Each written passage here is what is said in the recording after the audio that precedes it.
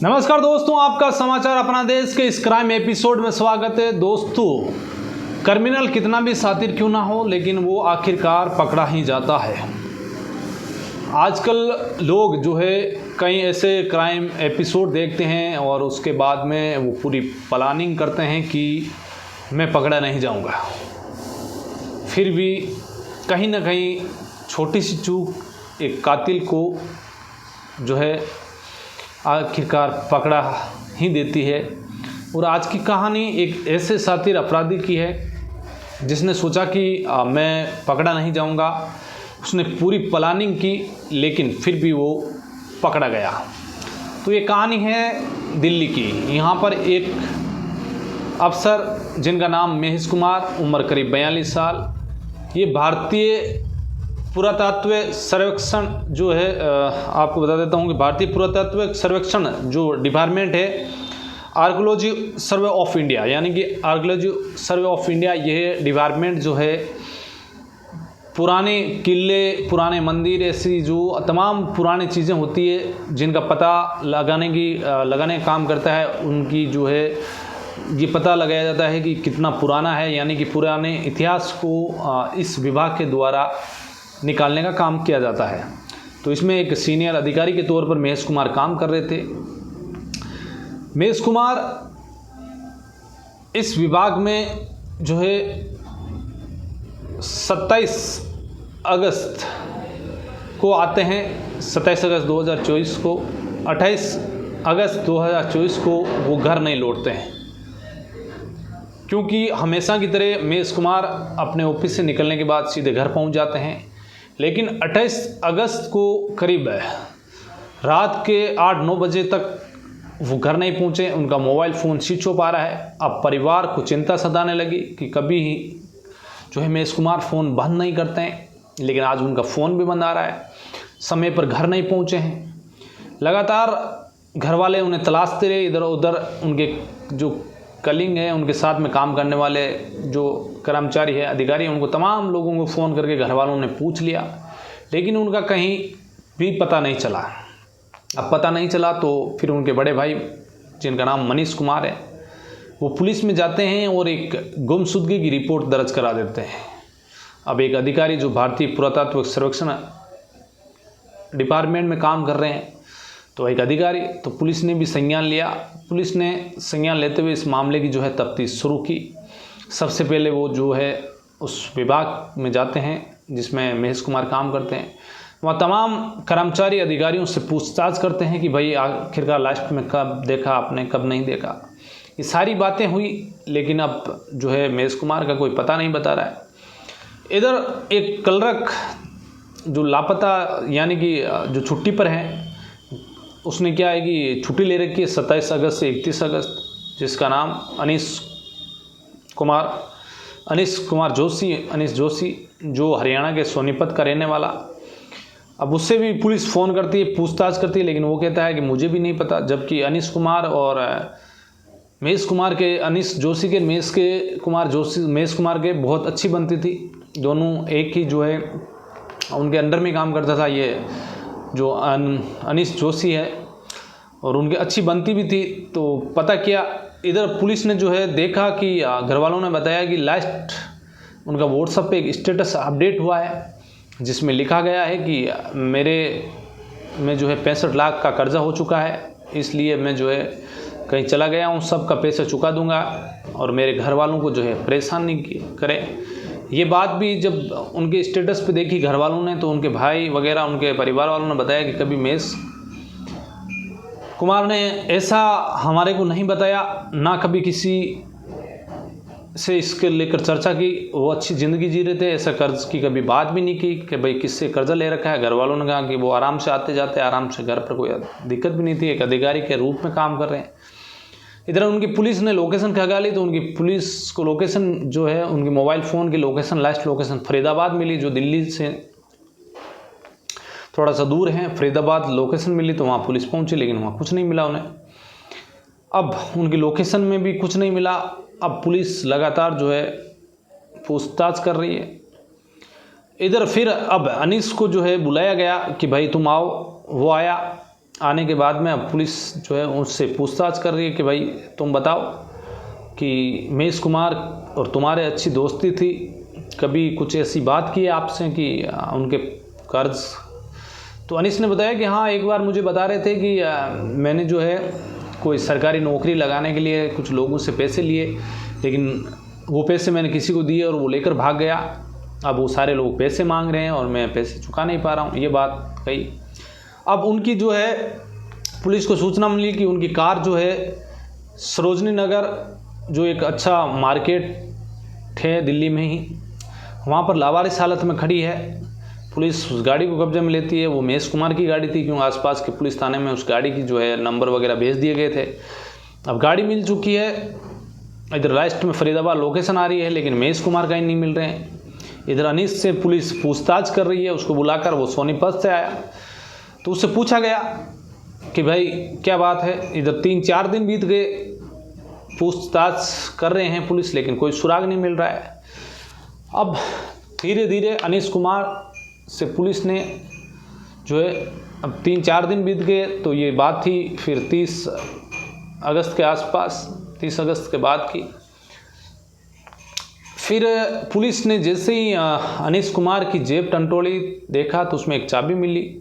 तो उसने पूछा कि ये चाबी किसकी है, तो उसने बोला कि ये चाबी तो महेश कुमार मुझे देकर गए थे। लेकिन पुलिस को डाउट हुआ कि जब महेश कुमार चाबी देकर गए तो ये गाड़ी सरोजनी नगर में क्या कर रही है, गाड़ी तो इसके पास होनी चाहिए। पुलिस को कुछ डाउट हुआ अनीस पर। पुलिस ने पूछा कि भाई तुम बताओ कि कभी ऐसा और कुछ पता हो जिससे किसी की दुश्मनी वगैरह हो, तुम्हें पता कि नहीं, ऐसा तो कोई हुआ ही नहीं। अब पुलिस को उस चाबी से डाउट हुआ। अब अनीस से पूछताछ करी। अनीस बता रहा है कि देखो, मैं तो मेरे हरियाणा गांव में था, मेरी लोकेशन देख सकते हो, ऐसी कोई बात नहीं। लेकिन पुलिस ने कहा कि ये चाबी तुम्हारे पास कहाँ से आई, क्योंकि चाबी यदि तुम्हें महेश कुमार देकर गए तो उनकी गाड़ी उनके घर तक पहुंचानी थी, ये बात भी तुझे करनी थी घर वालों को, भाई मुझे चाबी देकर कहीं बाहर गए हैं। अब पुलिस ने सख्ती की, तो फिर क्लर्क साहब, जो एक क्लर्क के पोस्ट पर तैनात अनीस जोशी, टूट गया पुलिस के सामने। और फिर पूरी जो है कहानी पुलिस को इस तरह से सुनी। तो पूरी कहानी अनीस ने बताया कि सरकारी जो वैकेंसी है वो आई इस भारतीय पुरातत्व सर्वेक्षण में, और मैंने जो है बात की महेश कुमार से कि तुम्हें एक काम करो, कुछ जो है इस भर्ती आई है तो इसमें कुछ लोगों को लगा देते हैं, लेकिन इसमें कुछ पैसा लगेगा, और मैं जो है इसमें भर्ती में मेरी जान पहचान है, मैं सब कुछ सेटिंग करा दूंगा। तो महेश कुमार ने कुछ 3 लोगों के 3-3 लाख रुपए लिए। अनीस ने बताया कि 3-3 लाख रुपए लगेंगे। महेश कुमार ने 3-3 लाख रुपए लिए और 9 लाख रुपए अनीस को सौंप दिए। इधर भर्ती आ गई। अब अनीस उन लोगों को लगा नहीं पाया, तो उसे लगा कि अब महेश कुमार को वापस 9 लाख रुपए देने पड़ेंगे। इधर जो अनीस जोशी की गर्लफ्रेंड थी, तो महेश कुमार और अनीस साथ में कभी कभी पार्टी कर लेते थे। तो महेश कुमार को लगा कि अनीस की एक गर्लफ्रेंड थी, तो एक बार जो है उसकी गर्लफ्रेंड को महेश कुमार अपने साथ ले गए घुमाने के लिए, और ये बात अनीस को पता चल चुकी थी कि जो मेरी गर्लफ्रेंड है वो महेश कुमार के साथ गई है घूमने के लिए, तो मेरी गर्लफ्रेंड भी छूट जाएगी। तो मैंने सोचा कि क्यों ना जो है अब इस महेश कुमार को ही रास्ते से हटा दिया जाए, ना तो 9 लाख रुपए महेश कुमार को देने पड़ेंगे और मेरी गर्लफ्रेंड भी जो है नहीं छूटेगी।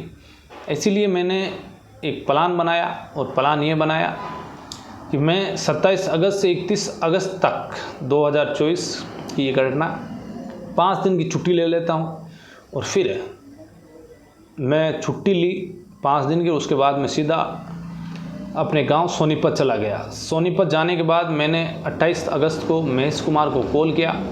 उसने कॉल व्हाट्सएप से किया कि जिससे कि उसकी कॉल डिटेल ना निकले, क्योंकि व्हाट्सएप से इंटरनेट कॉलिंग होती है तो कॉल डिटेल में नहीं आई। इसी को लेकर उसने महेश कुमार को कॉल किया कि तुम एक काम करना, मेरे RK पुरम घर है, वहाँ पर 12:30 के आसपास आना, मैं तुम्हें 9 लाख रुपए दे दूँगा। अब इधर महेश कुमार खुश कि काफ़ी दिनों से जो है अनीस पैसे नहीं दे रहा है, लेकिन अब खुद ही आगे को कॉल किया है और पैसे दे रहा है, तो मुझे ले लेने चाहिए अब जाकर। इधर सोनीपत में ही अपना मोबाइल चालू छोड़ा और सोनीपत से अपनी गाड़ी लेकर ये पहुंचा दिल्ली। दिल्ली में एक जो इलाका है साउथ मार्केट, दिल्ली का ही साउथ मार्केट, उसमें जाता है। वहाँ से अनीस जोशी 6 फीट के लंबी करीब 4 पॉलीथीन खरीदता है, एक पावड़ा खरीदा और कुछ छोटा मोटा और सामान खरीदता है, अपनी गाड़ी की डिग्गी में रखता है, वापस RK पुरम घर पर आता है। इधर 12:30 बजे के आसपास महेश कुमार अपनी गाड़ी लेकर RK पुरम, जो सरकारी कर्मचारियों को अलॉट की गई क्वार्टर थी, जो इस अनीस को भी सरकारी क्वार्टर अलॉट कर रखी थी, उस क्वार्टर में दोनों बैठते हैं, बातचीत करते हैं 10-15 मिनट। उसके बाद अनीस कहता है कि मैं कुछ लेकर आता हूँ। महेश कुमार मोबाइल देख रहे थे। अनीस अंदर जाता है, वापस बाहर आता है और एक हथियार जो भी उसके हाथ में आया कुछ, उससे उसके सर में मार देता है। महेश कुमार सर पकड़ के नीचे गिर जाते हैं। वो तब तक मारता है जब तक कि महेश कुमार की मौत नहीं हो जाती। अब मौत होने के बाद में उसने सारा जो खून फर्श पर लगा हुआ था वो साफ़ किया। फिर वो गाड़ी से जाता है, पावड़ा वो सारा सामान पॉलीथीन लेकर आता है। उस 6 फीट की पॉलीथीन में उसकी डेड बॉडी महेश कुमार की लपेटता है। वो 4 थैली पलेटता है, सारी बंद करके पूरी लाश को पैक करके उसी घर में ऐसी चलाता है उस क्वार्टर में, और फिर उस कमरे को लॉक करता है और अपनी गाड़ी लेकर वापस सोनीपत निकल जाता है। अब 28 को वो वहाँ पहुँचता है, तभी ये मुकदमा दर्ज हो जाता है 28 तारीख को, क्योंकि महेश कुमार अब घर नहीं पहुँचे तो मुकदमा हो गया। उससे पता चला, उसके पास पुलिस का भी फ़ोन आया, तो उसे लगा कि अब पकड़ा जाऊंगा यदि मेरे घर RK पुरम घर पे भी जो है पुलिस पहुंच सकती है। 29 तारीख को वापस सोनीपत से वहीं मोबाइल रखता है, आता है। आने के बाद में वो सीधा अपने एक जो उसके साथी कलरक था जिसके पास जाता है, उसे कोई एक क्वार्टर लोड कर रखी थी, लेकिन उसकी फैमिली वगैरह बाहर ही रहती थी, तो कभी कभार वो क्वार्टर पर आते, पार्टी सार्टी करते, निकल जाते। वो क्वार्टर जो ऐसा थोड़ा खंडरनुमा था, उसमें जो है ऐसी फैसिलिटी नहीं थी, कुछ खड्डे थे, बारिश का पानी आने जमा था उस अंदर। तो वो जाता है और उससे अपने दोस्त, उसका दोस्त ही था, उसने सोचा कि भाई कभी कभी चाबी मांगता है पार्टी वार्टी करने के लिए, तो अनीस ने कहा कि मुझे चाबी दो, मैं वापस ला के देता हूँ, मैं बैठूँगा कुछ देर के लिए। वो वापस जाता है उस चाबी लेकर, और एक जो चाबी बनाता है उसके पास जाता है, उसकी डुप्लीकेट चाबी बनवाता है, वापस ओरिजिनल चाबी लाकर उसी अपने साथी को दे देता है, और वापस वो घर पे आता है RK पुरम अपनी क्वार्टर पे। शाम तक का इंतज़ार करता है। इंतज़ार करने के बाद में वो उस लाश को निकालता है, उस डिग्गी में डालता है और दूसरी क्वार्टर में ले जाकर चुपचाप वहाँ पर लाश को रखता है। वापस पावड़ा लाता है। वहाँ पर कुछ ज़मीन ऐसी ही थी कि उस क्वार्टर में जो है नीचे कच्चा था, तो उस कच्चे जगह को वो खोदता है जब तक कि लाश उसमें आराम से फिट ना बैठ जाए। जैसे ही लाश फिट बैठी उसके बाद उसको वापस सही करता है और गाड़ी लेकर 29 अगस्त को वापस निकल जाता है सोनीपत रुकता है। उसे लगा कि कहीं ना कहीं मेरा दोस्त जो है वो कहीं क्वार्टर में आ जाए, उसे जो मिट्टी वगैरह खोदी हुई मिल जाए तो मैं पकड़ा जाऊंगा। 30 अगस्त को वापस आता है गाड़ी लेकर। आने के बाद में एक मज़दूर को कहता है कि मेरे प्लास्टर करना है क्वार्टर में, कितने पैसे लोगे। एक मिस्त्री बुलाता है, कहता है 12,000 रुपये लगेंगे। उसको दिखाता है, वो कहता है साहब इसमें जो है क्यों करवा रहे हैं, तो कह रहा है कि ये खड्डे वगैरह हैं और मिट्टी निकल रही है। वो आता है और उस पर प्लास्टर कर देता है। प्लास्टर करने के बाद में निकल जाता है। लेकिन अब जो है पुलिस के हत्थे चढ़ गया। उसने पूरी कहानी जो है पुलिस को बता दी कि इस तरह से कत्ल किया। तो एक कलरक जिसने अपनी गर्लफ्रेंड और 9 लाख के चक्कर में एक अधिकारी महेश कुमार का कत्ल किया, पूरी शातिर तरीके से किया। उसने बताया कि मैंने सोचा कि मैं पकड़ा नहीं जाऊंगा क्योंकि मेरी लोकेशन है जो सोनीपत में आएगी और मैं 5 दिन की छुट्टी पर भी हूँ, तो किसी को पता भी नहीं चलेगा। फिर उसने कहा कि मैंने जो मोबाइल फ़ोन थे वो यहाँ से RK पुरम से निकलने से पहले स्विच ऑफ किए और उसके बाद फरीदाबाद जाकर 10 मिनट तक ऑन किए। ऑन करने के बाद में उन्होंने झाड़ियों में फेंक दिया। लेकिन कुछ पैसों के लालच और एक गर्लफ्रेंड के चक्कर में बहुत साथी तरीके से उसने कत्ल करने की पूरी प्लानिंग बनाई। लेकिन आखिरकार एक चाबी की वजह से वो पकड़ा गया। कहते हैं कि कातिल कितना भी जो है अपने आप को बचाने की पूरी कोशिश करता है, साथी तरीका अपनाता है, लेकिन वो पकड़ा जाता है। तो क्राइम से अलर्ट रहिए, क्राइम से बचिए। और हाँ, ऐसी कहानियाँ सुनने के लिए आप हमसे जुड़िए। तो आज की कहानी में बस इतना ही, फिर आपसे मुलाकात होगी किसी कहानी में। तब तक के लिए जय हिंद।